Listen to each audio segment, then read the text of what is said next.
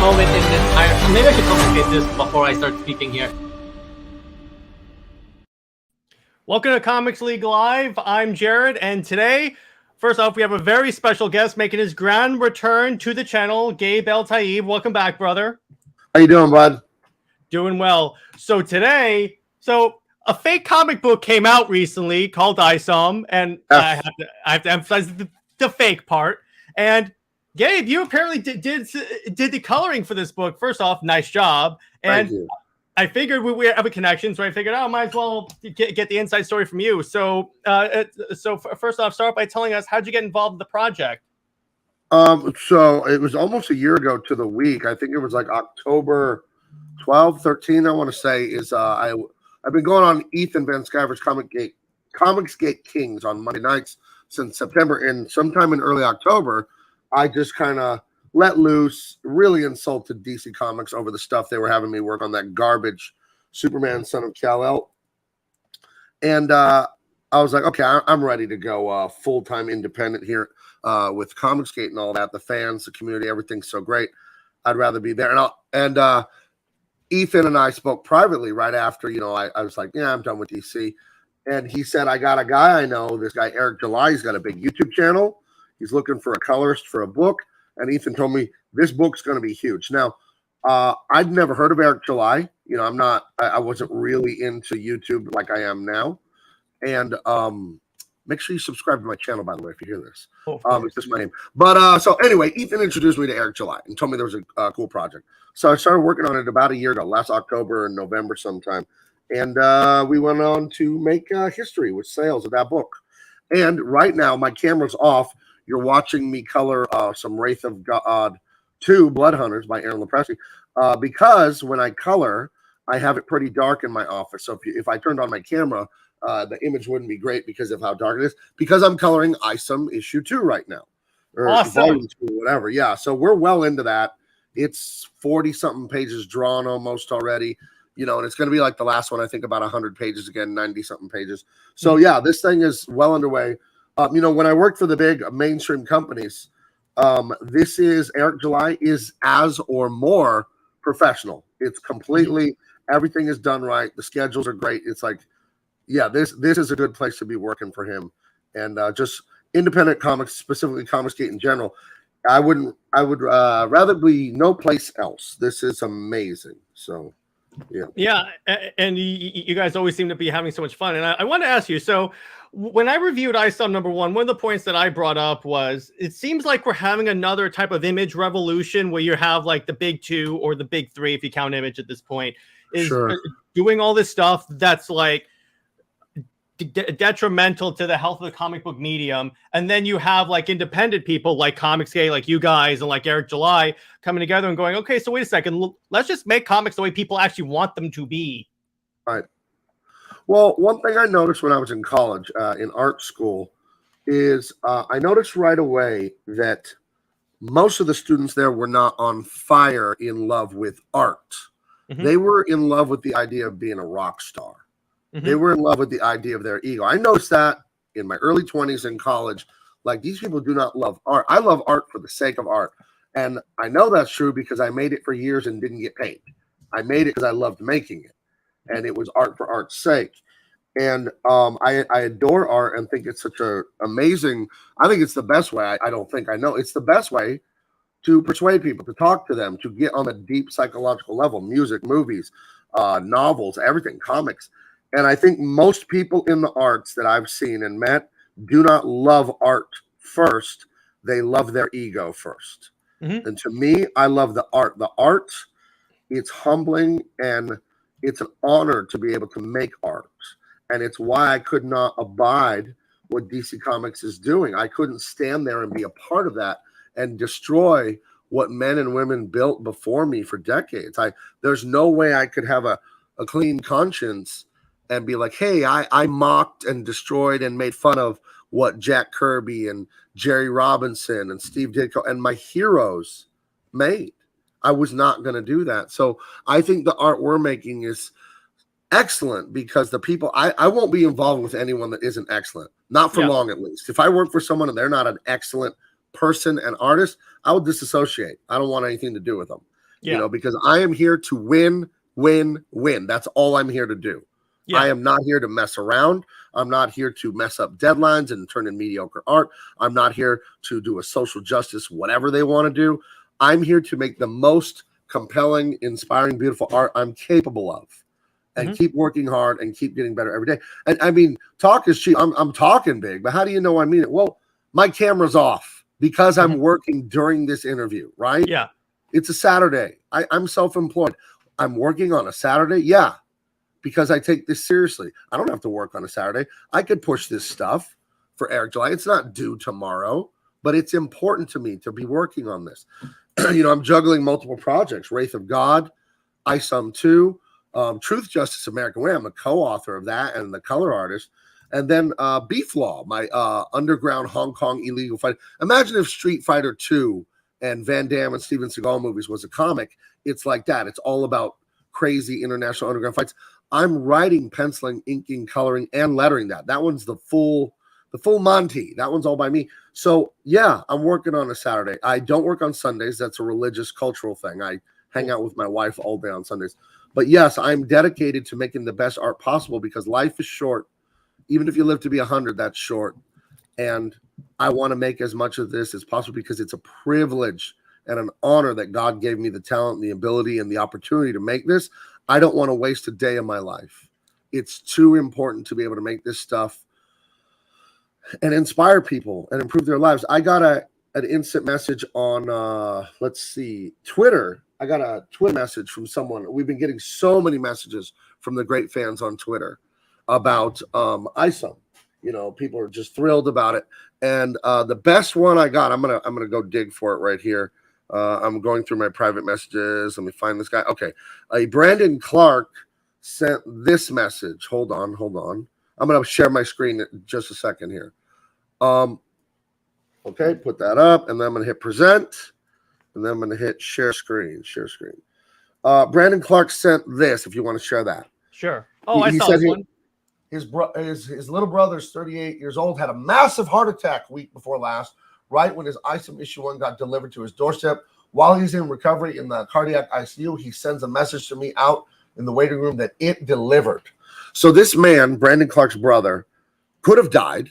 I mean, people have heart attacks and die. They don't always just end up recovering and stuff. And here he is choosing to do. I mean, we all know life is short, as I said. I think someone who just had a heart attack is keenly aware of how short life is. And he's choosing to spend his time looking at art that I made. That's humbling. That I want to be on my knees and thank God, like, yes, I can make something that's fun and exciting and even inspiring for someone in their worst moment. This is where they're seeking a little bit of escape, a little bit of refuge. That's amazing to me. So this is what it's about, is about being excellent, working your hardest, working smart, working hard, and making beautiful art to improve people's lives. If you're, like I said about the college people, where this is all about ego, and you want to be a rock star, whatever, then you're not making beautiful art. And that's the problem with the SJW comics, is it's all about, well, if I make Superman a disabled Filipino, black, trans, what I mean, I add in all the groups that do need our love and support. If I add in all those groups, then I'm a hero and everyone has to worship me and my ego. That's what's wrong with that. That's why it's so vile, and I will say most of those, especially when it comes to race, I've never seen more racist people than the white liberal savior. Oh, yeah. They tell me and people like me, I'm Mexican and Arab, what I need, what I think, what people like you are doing to me. Like I can't think, like I can't reason, like I can't see. It's so racist that they're going to tell me to be offended, tell me what I think of everything. That is actual racism. Our culture is not very racist at all. Almost not at all. Not America's the least racist country on earth. Anyone here of any sort of background can be anything. It's open to everyone. The real advantage anyone ever has is having a father. Like that's the only class distinction in my mind. And it's no surprise that that's what the insane SJW media, they always go after fathers and want to destroy them because they know that's the real superpower. If you have a strong father growing up with your mother, then you're going to tend to do a lot better in life. Exactly. So, yeah. So I've been filibustering. I'll let you go, man. Sorry. It's all right. So actually, I have a question from an audience member. Jarrett Heath writes, how much money and lack of long-term profits do you think it will take before shareholders tell Marvel and DC that enough is enough? Well, Jared, thank you so much for the question, buddy. I don't know the answer to that because there's a second factor here. I don't know if you've heard of the ESG stuff. Oh, yeah. But basically, in a nutshell, the ESG stuff is free money to make blind, gay, disabled, illegal immigrant, communist Batman. So if you do their bidding, their evil bidding to spread their communist Marxist nonsense, you get financial benefit from that. So their losses on sales are overcome by this ESG money. Very mysterious hedge funds that have trillions and trillions of literally trillions. I'm not exaggerating. Trillions of dollars. Those are numbers that we can't even comprehend. I could tell you a trillion, like, oh, it's 1,000 billions. Like, dude, what does that even mean? You know what? I don't even know what kind of money that is. So I think at this point, and that was legalized during the Obama administration. That's a relatively new thing that's legal.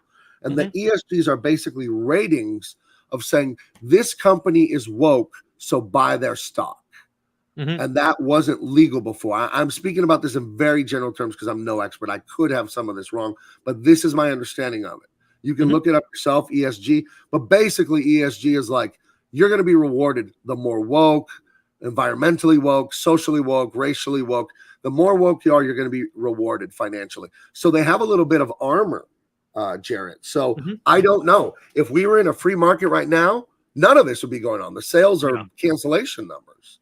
I know that Tom Taylor, son of Kal-El. I was excited. I was excited because it's like, okay, Tom Taylor, John Timms, me. This thing is going to sell 200,000 copies. I'm going to get huge royalty checks. It comes out last July, and after I started working on it and found out the plot was so SJW, I was disgusted. That's why I quit 4.5 issues in. But before I knew the plot, I was excited. I'm like, oh man, we'll do 12 issues of this. That means we'll get 2 graphic novels out of it that'll sell forever.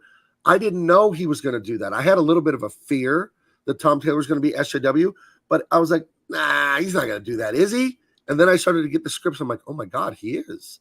But I was really excited to do 12 issues, get 2 graphic novels that'll sell for the next 20 years because I get a royalty check every quarter. I'm going to get one any day now. And I get them for the rest of my life for DC Comics. As long as the books you worked on sell, you get a royalty check every quarter. And I thought, dude, at least 12 issues, if not 24. That's 2 to 4 graphic novels. There'll be amazing Superman adventures with John Timms drawing. He's so good. I'm going to get checks on this. Is nice because I have a library of books that I've done for over a decade where I get royalties. And the more great books you have, the bigger your quarterly checks can be, right?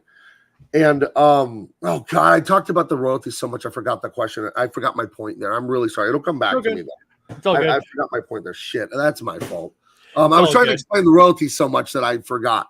Well, Lord knows half my collection on my graphic novel shelf was colored by you. So, I think my point was that the writing stuff with the SJW stuff and all that is going to hurt that. It's going to hurt the potential sales. It's going to hurt all that. And if we were in a free market, this is what I was going to say. I was really excited that the first issue was going to come out. I thought, okay, well, the first issue is going to be like 200, 300,000 copies. I won't say the numbers. That's a huge royalty check for me just on that one issue alone. Yeah. And then, so I call up the talent relations manager like 3 weeks after the book comes out. I'm like, hey, how do we do on number 1? It was a hit, right? He's like, yeah, it was pretty good. And it was like 72,000 copies. Okay. And I was like, that isn't good for a number. Even I know that's really bad. That's horrible for Superman, Tom Taylor, John Timms, and me. 72,000 copies. But I think the subject matter turned off the fans. I do. So, because if you look at the book, you can't touch it. It's gorgeous. Me and John Timms, absolutely. Though I stand by the artwork in that book. The story, not at all. I don't stand by the story at all. But the artwork is outstanding. You know.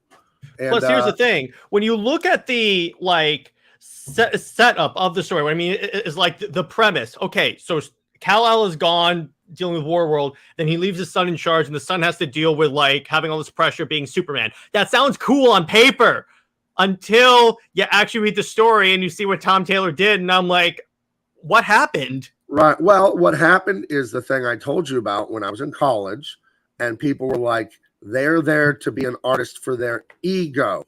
They're Yeah. not there because they love art. And that is wrong because, again, making art, let's show some of the art from that book because I want you to see how beautiful it is. I have it up. Let me share my screen. Okay. Oh, and by the way, Jarrett again says, big fan, Gabe. Your art should not have been wasted on Tom Taylor's PR garbage. He's good at Elseworlds for some reason. Yeah, maybe. I don't know. I don't know what he's but this is beautiful art. That looks good. Oh my gosh. No, I was very, if the book was this, Superman, aliens, lasers, Martian Manhunter, you know, like if the book was that, amazing, right? I mean, look at that sunset coming out from behind the Fortress of Solitude. So good. Oh, it's beautiful. Look at Wonder Woman.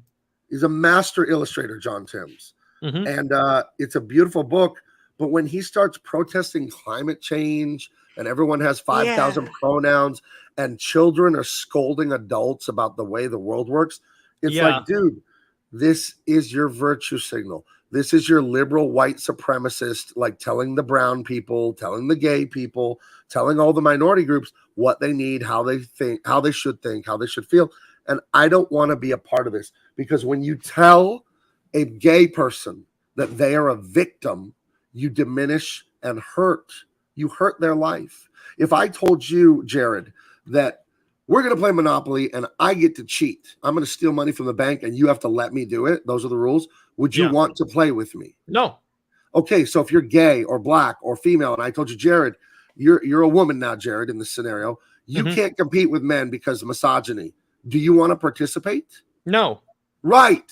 So that's why this is hateful, and it's all about selfish ego. Tom Taylor, Mark Brooks, all these jerks, they're so hateful to women and these people they claim to love. They are using them for their ego. They're using art for their ego. It's all about this religion where they make themselves a god in their own world.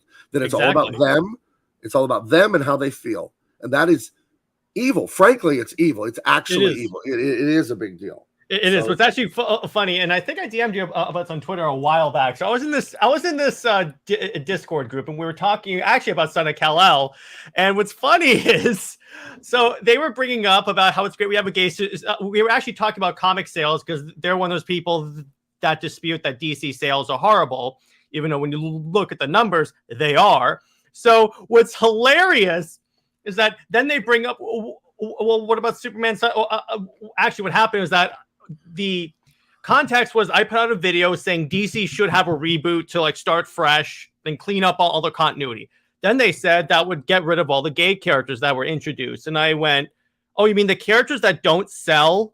Because when you look at the sales, a lot of these characters do not sell, like Son of Kal-El. And the thing is, Superman's Son should be a really good book. But of course. Of course. Particularly when he's trying to like live up to his father's shadow. But like you said before, when he's protesting climate change, here's the problem with that image. First off, there's like 8 characters in DC that, guess what, could solve climate change like with a snap of their fingers. That's it. They control the weather. Right. But again, all these social issues used by these terrible people, they don't care about the issue. They care about sounding like a hero when they say they care. It's the virtue signal.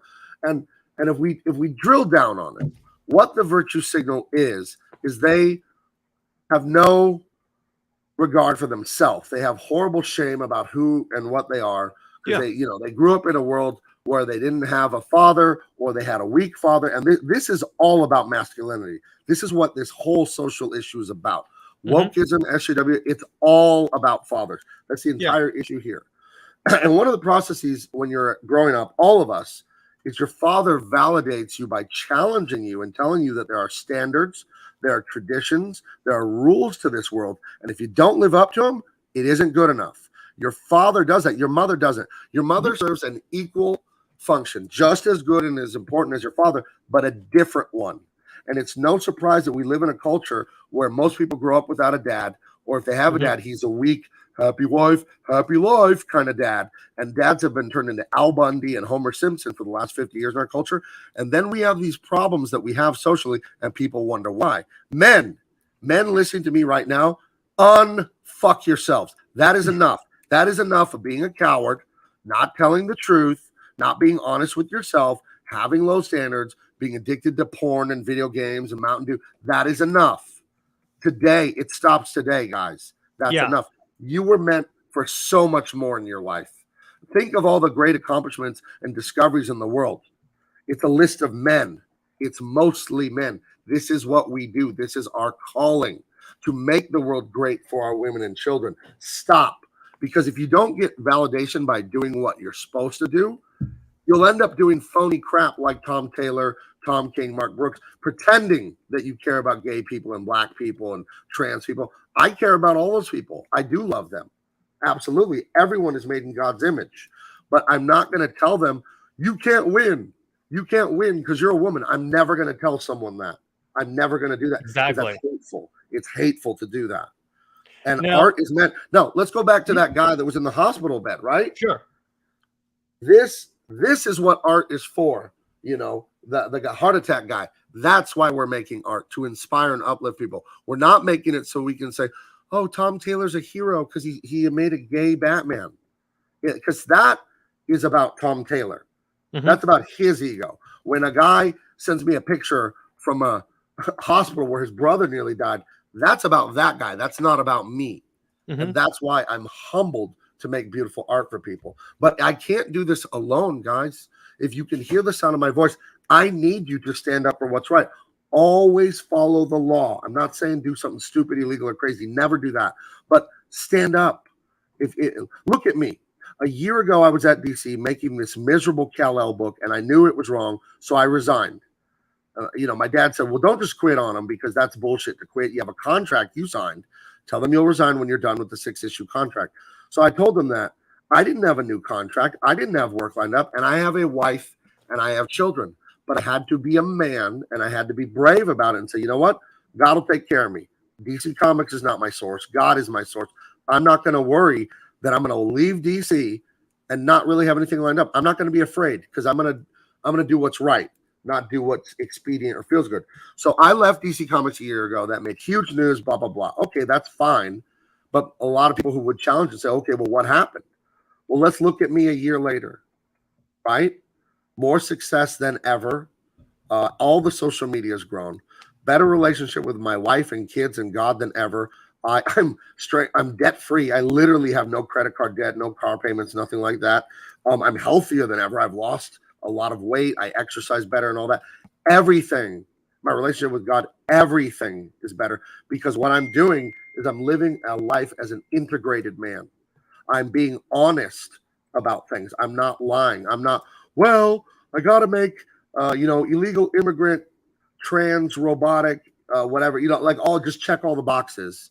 Minority Batman, so I could virtue signal, so I could pay my mortgage. I need to compromise my beliefs and tell minorities that they can't win so I can get my paycheck. That is cowardly. And it was cowardly when I did it. I'll own my behavior. That's cowardly to sit there and do something you know is wrong because you're afraid of what will happen to you if you speak up. Well, Look at what happened when I spoke up. So I would encourage all of you out there in your lives, and I know some of you that will hear this, you are literally in the situation I was in, where you're afraid to say something. Come on, man, I got a mortgage. I don't care. I don't care. I have one too. 2 kids and a wife. I don't care if you're afraid. You can only be brave when you're afraid. So if not now, when? If not us, who? Right? That's the old saying. Exactly. So do it. Do what I did. Again, don't be dumb. Always follow the law. But if you need to speak up in your life about something and do the right thing, then do it. And it's gonna be scary, but you're gonna do it anyway because this is what men do. They get on that boat from Europe and come to the New World here and settle this country with like a mule and a pickaxe, so we can all have the lives we have. That's terrifying. It's a lot worse than anything you're gonna face. Exactly. Now, Jared Heath brings up an interesting point because if they want to promote a gay Superman so badly, make an Apollo and Midnighter book because it wasn't that it's actually really funny. And I'm like, and I tell people this whenever they accuse you of leaving DC because of the bisexual thing. Right. I always bring up, you realize that this dude did Midnighter and Apollo, right? Yeah. I did a ton of Authority and a ton of Midnighter. But the very first work I did for them was the Midnighter. Yeah. That was the first thing I did at Wildstorm by myself. I actually have it. Let me see. I'm looking in this hard drive here. I have it. I know I have it still. But yeah, that was the first book I ever worked on, written by Keith Giffen. I forgot who drew it, but absolutely I worked on it. And my point is that if this dude, if you really had a problem against like LGBTQ people, wouldn't you have not done that book? Of course not. I would have said, "Oh, thanks, but no thanks." I would have just walked away from the start. I wouldn't have done that if this bothered me. It's absolutely. But see, this is always their argument because they don't have one. That's why I just laugh at them. Like, you don't have an argument against what I'm saying. When I bring up, "Hey, Tom Taylor, this is all about your ego," he can't then argue against me and explain why it isn't about his ego. So he'll just say, "You're a bigot." And it doesn't work on me. It just makes me laugh. You know, it's like, whatever, dummy. But yeah, let's see. This is from 2009. I'll share my screen with you really quick. Yeah. This is my work here. Where is it? Hold on. I have a lot of windows. I have a lot of windows open because I'm working. In the meantime, Argo Sleuth brings up, we place so much importance on social issues that we lose values in ourselves, and it's sad. Right. So here's some Midnighter here. Oh, that looks good. It's all right, dude. It's all right. But thank you. But yeah, I worked on, it was literally 2008 or 9, the first thing I did for them. Yeah. So no. So absolutely not. Don't have any prejudice against gay, whatever. We are all sexual beings. That is our own private business. I have no problem with this. And in fact, as I said, when you want to make these characters gay for your own ego, you are actually homophobic and transphobic. That itself is offensive. Right. Like when they tell me the stuff about Mexicans and blacks and whatever, that they are being racist. When you consider gay people not able to take care of themselves and you need the virtue signal to save them, you are the bigot. You're dehumanizing them. They are human. They do matter. Like, what are you talking about? They don't need you to sit there and be their hero, Tom Taylor. They really don't. You know? But again, this goes back to the kids in art school that I noticed were not very good at drawing and painting, but they were on fire with the idea of crowds worshiping them, you know, because they want to be a rock star. And comic book rock star, that doesn't make any sense to me, you know. Yeah, I like to consider myself a man of the people when it comes to comics, you know. And I don't ever look down. I mean, how come Comicsgate minded people rule comic books YouTube? Yeah, why is that? You know why? Yeah. Because we don't have an ego towards the fans. We don't like, I'm better than you because I'm the artist. You may kiss my ring. I treat you guys like equals. We do a different thing for a living. I don't think it makes me better than you. I don't look at life that way. I look at life judging me like against what God wants me to do, and that's it. Like, I'm not, I'm better than you, Jared, because I'm working on Cyberfrog. Like, why would that make me a better person? Maybe I'm a better artist. That doesn't make me a better human being. And you can become just as good an artist through enough practice. So the whole rockstar thing, again, this stems from the insecurity of never being validated by a father. We need fathers more than ever. I would tell anyone out there, if you're getting up into your late 20s and your 30s, and you're not thinking at least about being married and having children, you're making a mistake. It is the cornerstone of our society. And I think the longer you're just a young single person just going to brunch and just doing whatever the hell you want, and you're just living for yourself, you're really ripping yourself off ultimately. Without families, we're nothing. The culture that you enjoy was built by people for thousands of years that believed in family first and foremost. It's like the Fantastic Four. It's Marvel's first family. Right. Literally, it's called that. Right. But I mean, like, I found a fascinating thing, like restaurants like Chili's and Applebee's and all that, Coco's out here in California, they're not doing as good as they used to because those are like family restaurants. And now so many people are choosing not to be family people and not to have families. They say you need more money to be a family. That's a lie. That's just another lie from the left-wing anti-family people telling you need to be a multi-millionaire with a 7-bedroom house in a gated community to have children. No, you don't. No, you don't. You don't need all that. A lot of young married couples with kids and all that are fairly poor. Me and my wife were very poor when we first got together. We are exceedingly great now. It takes time to build anything, you know. Exactly. But I would tell people, if you're just living this life where it's you, no family in sight, and you're rounding the corner to 30 or 40, you got tricked. Don't be offended. Don't be humiliated. You got tricked.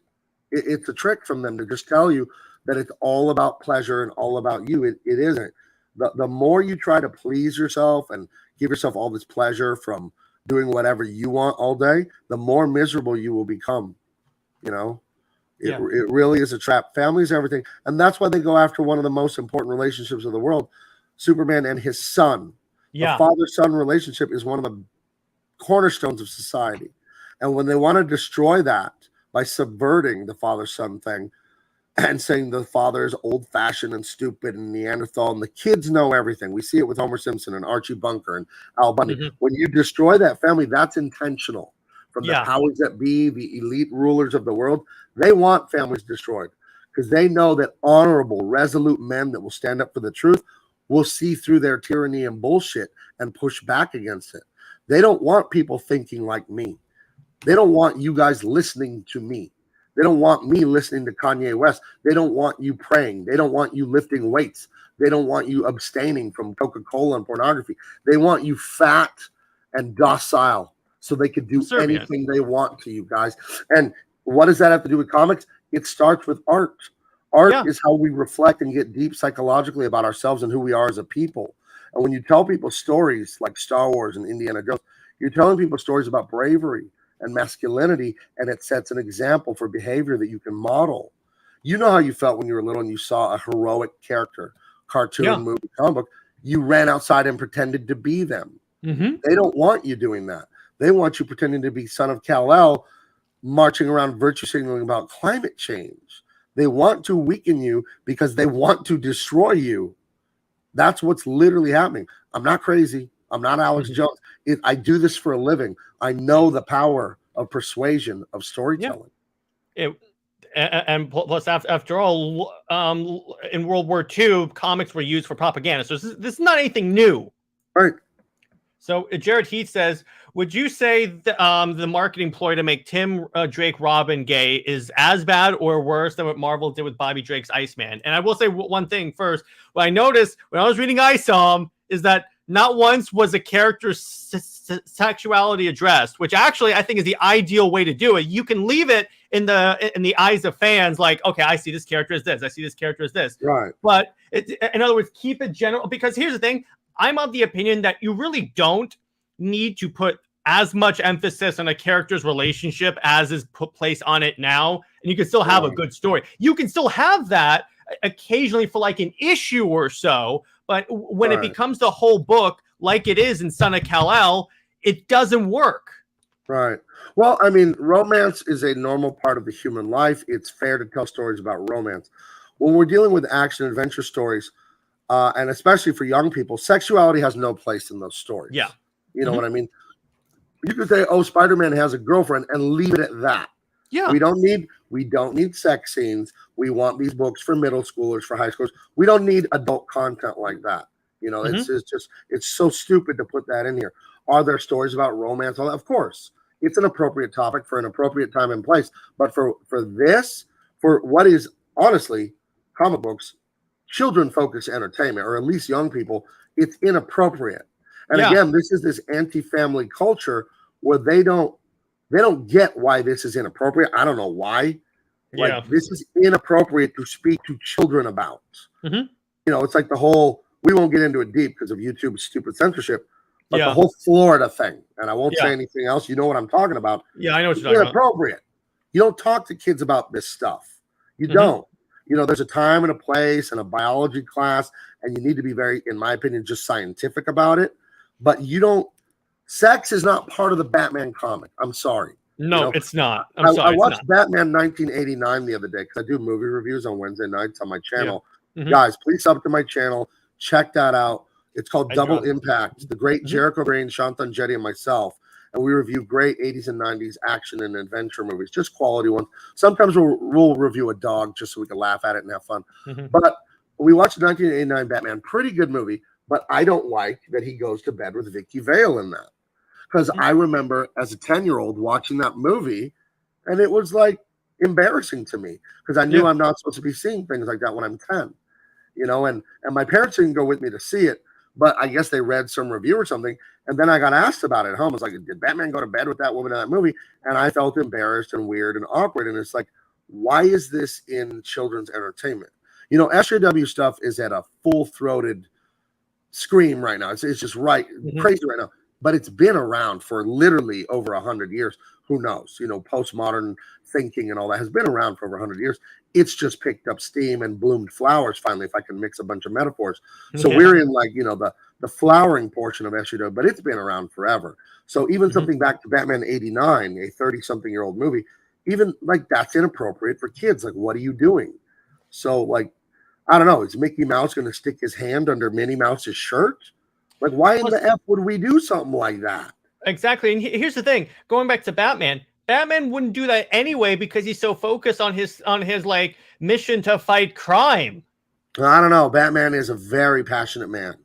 Well, that's true, but it's like at least the way I kind of see, I always saw Batman as like saying, okay, if it's going to distract me from my mission, not going to do it. Right. But yeah, I just think there's a time and a place. Yeah. And you need to be appropriate, especially when we're dealing with young minds. Oh, yeah.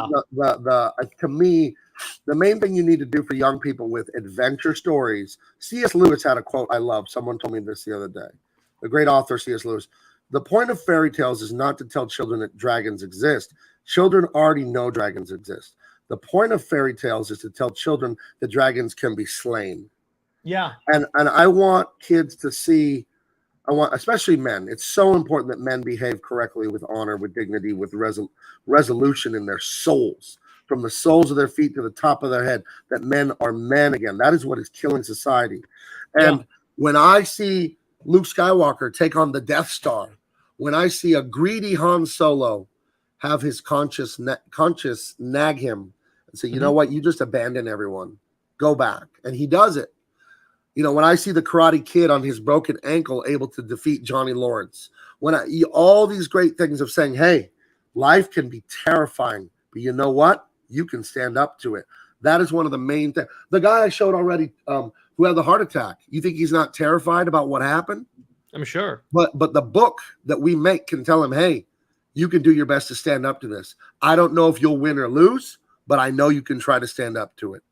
You know, it's like I remember one of the best. I think one of the best. I just recently finished reading All Stars Superman for the first time by Grant Morrison. Great book. But there's this page in it that I think perfectly summarizes what you're talking about. It's when there's this girl about to jump off a roof. Superman appears behind her and goes, "You are so much stronger than you could possibly think you are." And I'm like, that's what comics are supposed to do, because I've been there. I've been there. I had a health scare like years and years and years ago, but it was characters like Superman, Batman, Wonder Woman that showed me you can overcome anything. Right. You can overcome anything, or you can, you know, it's like a warrior. They're not all going to win on the battlefield, but they could die trying. Yeah. And there's glory in that too. None of us are guaranteed tomorrow. None of us are guaranteed victory, no matter how hard you work. But what can you control? You can control that you fight for your life, that you fight for your family, your culture, your people, your wife, your children, your ancestors. You can control that you fight at least. Yeah. And if you fight, and I'm speaking metaphorically, YouTube. If you fight and die, metaphorically, you're still a champion. You're still a man. You did what you were supposed to do. You ran the race, you fought the good fight, and that's all you can ask for. I can't tell you have to win, but I can tell you have to push back. You can't give up. Don't be a give up guy. Don't be a give up guy. Never give up. There's always hope. There's always a chance. And to go back to what Jared said on that note, I think honestly of the two, Tim Drake or Iceman, and they made those characters gay all of a sudden. I think Iceman was the worst one because you had because you had a psychic tell him he's gay, which you could arguably say she actually made him gay. She planted these suggestion in his head, as opposed to like Tim Drake, where you can make the argument he just became gay, but even though it made no sense. Well, I would just say, if you're a writer of any talent, make up a gay character. Make one up. That's it. Do not take the fame, prestige, and heritage of another character and piggyback off it for your ego, because that's what that's about. Yeah. You want to say, look, everyone, I'm a hero. I make gay people because I care about them, and you don't. You hate them. You're a bigot. You're a bigot. I am a liberal savior. That's the game they're always playing in their head, because they didn't get validated by their father growing up, because we have this culture that hates fathers and masculinity. So you have people everywhere out there giving to get. They commit behaviors to win validation. It is dishonest, it's narcissistic, and it's pathetic. And people like Tom Taylor, Tom King, they need to quit it. They need to, I don't know, go get their therapy or whatever they need and realize that Tom Taylor, Tom King, you matter and you are fine the way you are. You don't have to prove to me that you're a decent human being. Quit doing virtue signals and just realize that you should be okay with yourself as long as you're a man that's trying to self-improve every day. You know, you think I just want to insult them, make fun of them. No, I would tell them, listen, you're perfect the way you are as long as you're working. As long as you're working and making yourself a better human being every day, then be comfortable in that and don't look for my approval. Don't look, because here's the truth about validation. No one can validate you. And the beauty of that is no one can invalidate you. Yeah, exactly. It doesn't matter what I say about you. If I say you're the fastest man alive and then you run off to the Olympics, you're not going to win the 100-meter dash just because I said it. What I say doesn't instantly snap fingers become true about you. It's just what I said. Don't worry about what people think of you. Worry about what you know you're doing in your life. You are what you are, and you're not what anyone says you are or says you are not. You are what you're doing, though, and you know what you're doing. So do the right thing. But when you write these comics and say, oh, Batman's going to do this, and we're going to, Superman's going to help all the gay illegal immigrants, you know, whatever, you're doing it for a virtue signal. You don't actually care about those people. You're doing it because you're insecure and you want to look like a hero. And just realize you don't need to virtue signal to me. You just need to try and live righteously and improve yourself every day. And then look at yourself in the mirror. Do not look to me for validation. That's foolish, cowardly, and just not even scientific. I can't validate you. I can't make you what you're supposed to be. You can. Yeah, and that's honestly a lot of the themes in Isom, because when you read the book, it's this dude that he's doing that he attains all these feats, he accomplishes all these goals in the book on his own like hard work and merit. So I'm like, okay, this is what we should be encouraging in people. And this is what DC used to encourage, because when you read like a lot of the old stuff, like and the stuff that you worked on, a lot of the times it was all because take Batman. He's this character that got to where he is. Batman could arguably take over the entire DC universe. He got to that point through his own hard work. And we've seen this in Batman Origins, where he travels the world learning how to be Batman, essentially. Right.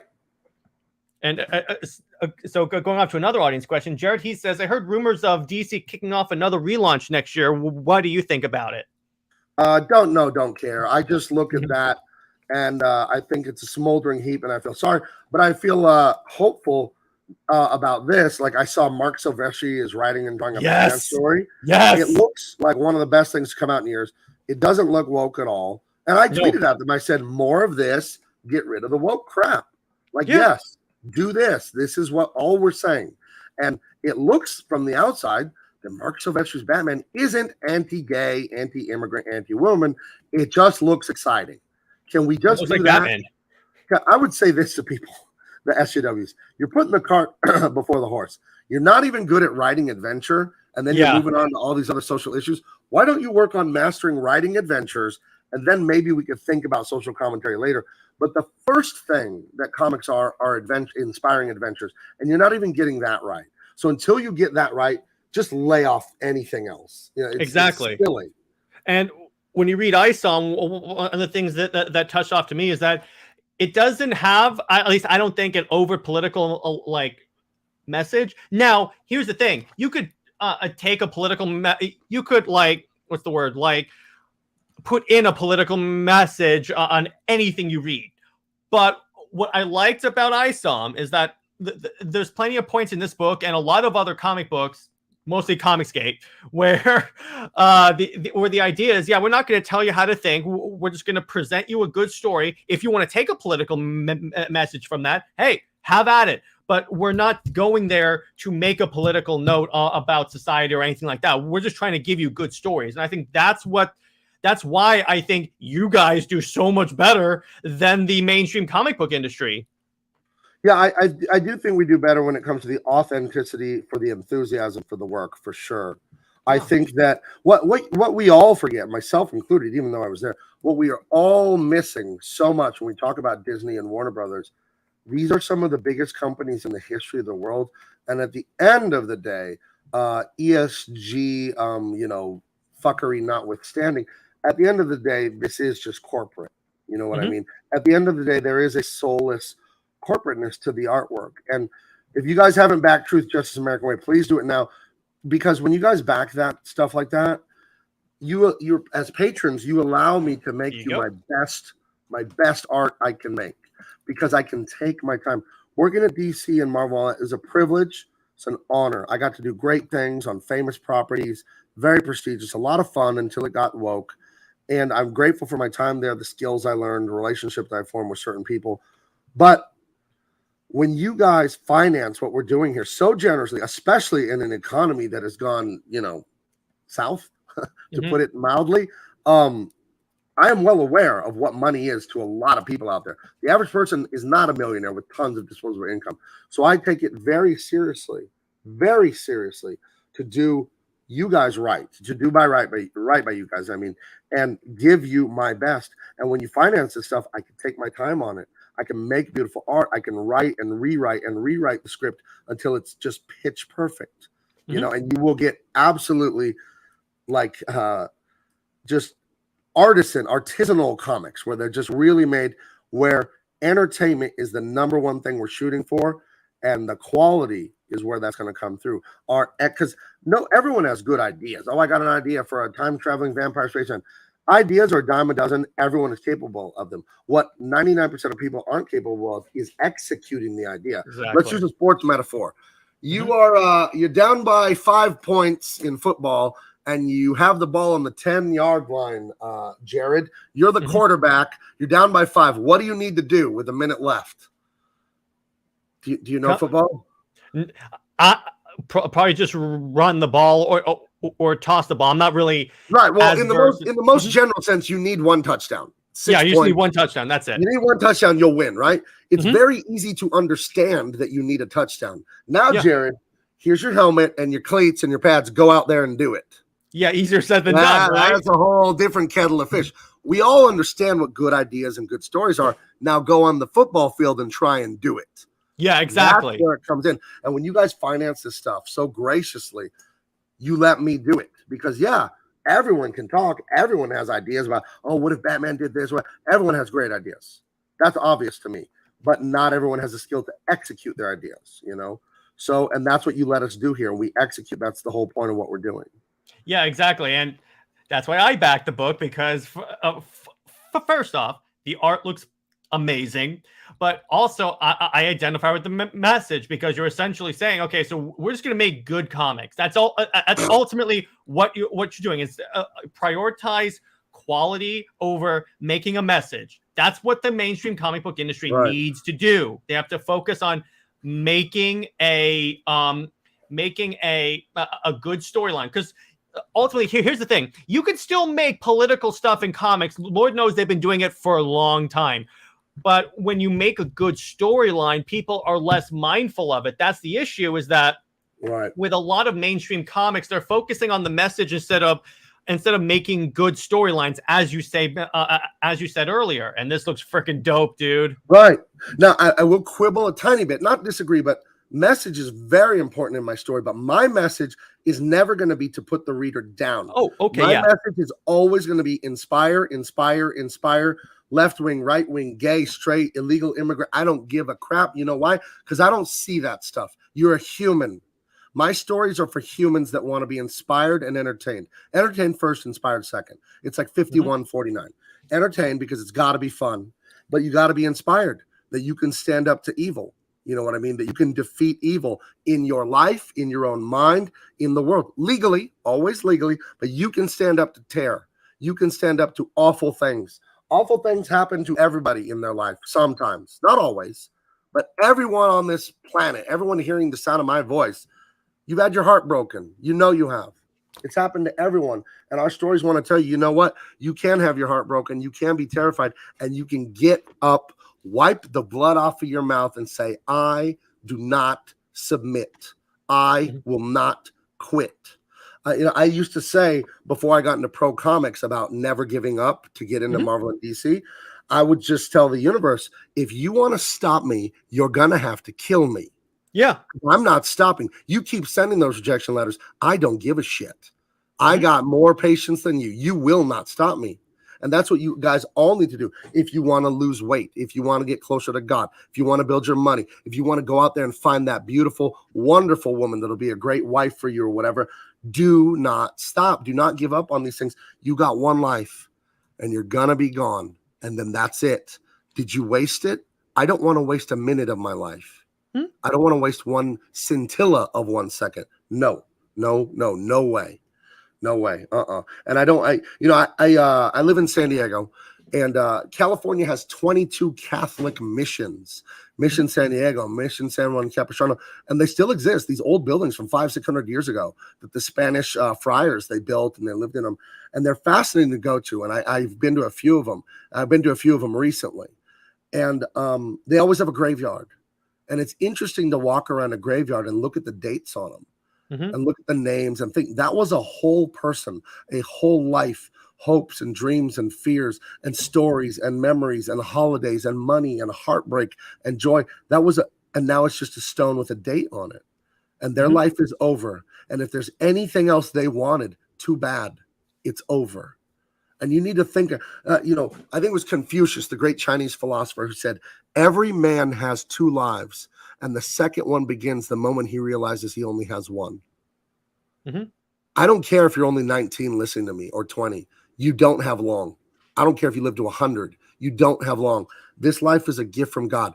Do what you can do every day to be excellent every day and never quit. I was walking around a graveyard at a mission recently, just looking at the stones and stuff. And it's weird to look at it conceptually and go, that guy never heard of Elvis. That guy never saw Star Wars. That guy doesn't know who John F. Kennedy is. You know what I mean? Like, I don't know how to explain what I think of that, but it's such a weird concept to me that they were here, they're gone, and they're mostly forgotten. And that's no insult to them, but I want you out there to understand that your life is the same way. You have the chance right now. No more tomorrow. No more the diet starts Monday. No, that's bullshit, and you know it. Stop. You're worth more than that. Quit doing that to yourself. Exactly. Argo Sleuth says Jung emphasized symbols' importance to human experience. That's why what you're doing is important, because we need to find meaning in a vacuous culture. And yeah, 100%. Oh, yeah. That's what it's saying right there. But Jared Heath also adds, actually, it wasn't Jared Heath. It was Alona Cott was wondering, are you allowed to reveal your the character's superpowers in Truth, Justice, American Way? Yeah. We've talked about these publicly. Justice, he is a former, who knows what, NSA, Mossad, SWAT, SEAL Team 6. We don't know. But he is a human weapon. He's the ultimate ass kicker. Superpowers, nothing revealed at this point with him. But he is a weapons master, martial arts master. He's an insane fighter. And his mentality, he's on the brink. He's not a bad guy. He's not an anti-hero, but he is standing next to the line looking over it. He is on the brink of like black and white justice with this guy. And his teammates, they might have to reel him in a little bit sometimes from his zealotry. Love that. American Way, Joseph Ellis, he comes from a long line of Midwestern Americans, that proud tradition of our working people in this country, building cars, building bridges, steel workers. His father, his grandfather, both worked at the steel mills. He ended up working there. Cutbacks, offshoring jobs, very dangerous place to work. He fell into a vat of supercharged American steel, and it turned him into a creature of steel from head to toe. That's so cool. So he is a He's a man of steel of sorts, if you want to get that joke there in you there. go. But he took what most people find is a curse, and he's using it as a blessing to defend the nation and the culture and the people he loves. And then we have Truth, and she's Miss Rudolph. She's a former Olympian who realized she had superhuman athletic powers and quit competing because it was unfair to the others. And not only that, those little gold bars on her body, they have something to do with her mystical power where she can force the truth out of people. And it is ugly. It is ugly when people resist. It's terrifying. So that is Truth, Justice, and American Way. And this is everything you loved about comics. Adventure. It's not anti-woke. It's just not woke. It's pure entertainment and excellence in execution of artwork. You know, and part of that is the writing of the story to make sure it's as entertaining as possible. So yeah, it's going great. Please go get it today. So also, and above all of Cock says, he loves cock. Is that what your name means? So I love Cock also adds. So what do you know about these superpowers for the characters in Isom? Oh, well, that I'm not going to speak on because I literally signed non-disclosure agreements with Eric July. So I will not show any art from issue 2 or talk about the plot or the characters or anything like that. Cool. All the info goes to if you want to know it, goes to the man who owns that book. I own Truth, Justice, American Way. I own Beef Law. I can talk about them all day. I can show you the art. I literally signed contracts telling Eric July I can't do that. So I know you're disappointed. I don't blame you at all. But whatever you read in Isom Volume 1, that's the information that's out, and I'm not allowed to say anything else. Sorry, man. Yeah, and I was about to say, with Isom 1, they give you a good introduction to these characters' powers like flight, strength, the typical stuff. So until they reveal new stuff, I understand you can't say anything, but it's not like we can get any information. Right. But so on that note, if there's no other questions, we can actually call it here. Gabe, I really appreciate you coming back, brother. Again, everyone, back Truth, Justice, American Way. Get Isom, support Gabe any way you can, because he's got a great message. I appreciate it, and it's my privilege and my honor to be able to give this message out to people. You guys, you can be more than you ever thought you could be. I don't care where you are in life today. If you're fat, you're broke, you're living in your mom's basement like they like to say and make fun of guys, it doesn't matter. I don't care if you told me that was your problem, because I would ask you, are you capable of doing something about it today, even something small? And of course, the answer is yes. I said, and what about the next day? Could you do something about it again and again and again? And guess what will happen after 6 months and a year and 5 years? If you stay consistent and just do what you can do every day and focus on the day, not on your entire goal. Know your goal, know the map to your goal, but then throw that away emotionally and just focus on today. What can I do today? And then do it. And you will be out of any bad situation you're in. God can do anything. You know, God is real, by the way. They tell you he's not. He's very real. Amen to that. Very real. And I encourage all of you to find Jesus. It's very real. It gets mocked and you're Jesus freak. I don't care. You can make fun of me all you want. I don't care. It's real. Okay. And look into it. You know, and I would encourage you this way. Go into your room by yourself, shut the door, kneel, close your eyes, and ask God if he's real. Do it by yourself. We'll see what happens. Yeah. And you can be anything anything that's possible. Anything that one man does, another man can do. Don't let anyone tell you it's all talent or they had rich parents or blah, blah. I don't want to hear it. We live in the West and we have more abundance than any people in the history of the world. You can do it. I believe in you. Never give we live up. in America, the land of literally the land of opportunity. So So on that note, everyone, hope you guys enjoyed this live stream. Again, Gabe, thanks for coming on. It's always a pleasure, brother. And sorry we had trouble hooking up. Sorry about that. No, it's no problem. It's all good. And all right, so I will see you guys in the next one. Stay here, work. Bye-bye.